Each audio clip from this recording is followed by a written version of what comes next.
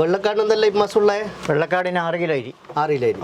എന്തെല്ലാം 6 കിലോ എന്തെല്ലാം? 3 പുഴുങ്ങൽ, 2 പച്ചരി, 1 കിലോ കുത്തരി. 3 കിലോ പുഴുങ്ങലരിയും 2 കിലോ പച്ചരിയും 1 കുത്തരിയും.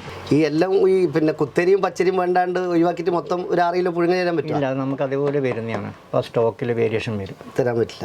3 കിലോ പുഴുങ്ങലും 2 കിലോ പച്ചരിയും 1 കിലോ കുത്തരിയും. Total 6 kilo.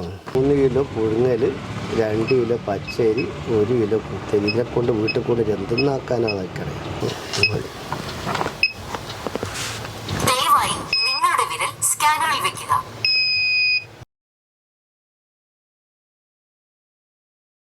കണ്ടില്ലേ, 3 കിലോ പുഴുങ്ങലരി. ഈ അരിയാണ് ഒരു മാസക്കാലം ഞാനും എൻ്റെ ഭാര്യയും മോളും കഴിക്കേണ്ടത്. 3 ആൾക്ക് കൂടിയിട്ടുള്ള അരിയാണ് 3 കിലോ അരി, പുഴുങ്ങലരി. അതായത് പച്ചരി 2 കിലോ ഉണ്ട്, അത് പലഹാരം ഉണ്ടാക്കാൻ. 1 കിലോ കുത്തരി ഉണ്ട്, കുഴപ്പമില്ല. ഈ 3 കിലോ പുഴുങ്ങലരിയെ കൊണ്ട് എങ്ങനെ ഒരു മാസം 3 വ്യക്തികൾ ജീവിക്കും? ഒന്ന് ആലോചിച്ച് നോക്കിയേ.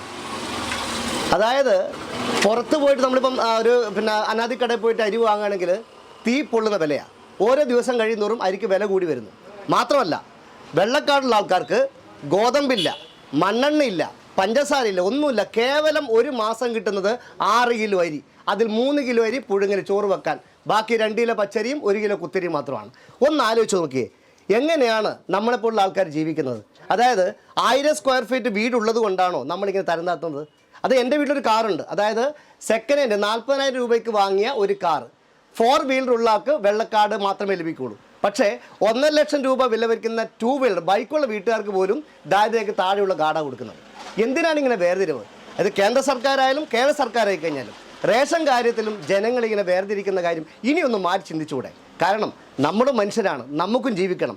ഒരുപാട് ഒരാൾക്ക് മിഷ്ടാനം കഴിക്കുന്നതിൽ കൂടുതൽ അരി ഒരാൾക്ക് കൊടുത്തിട്ട് ഒരു വിഭാഗത്തെ അന്നം കഴിക്കാൻ വേണ്ടി അരിയില്ലാത്ത ഒരു അവസ്ഥ ഉണ്ടാക്കുക എന്ന് പറയുന്നത് വളരെ ദയനീയമായ കാര്യമാണ്. ഒന്ന് ചിന്തിക്കുക, നമുക്കും ജീവിക്കണം. ഈ 3 കിലോ അരി കൊണ്ട് എങ്ങനെ ജീവിക്കാനാ? ഒന്ന് ആലോചിച്ച് നോക്കിക്കൂടെ?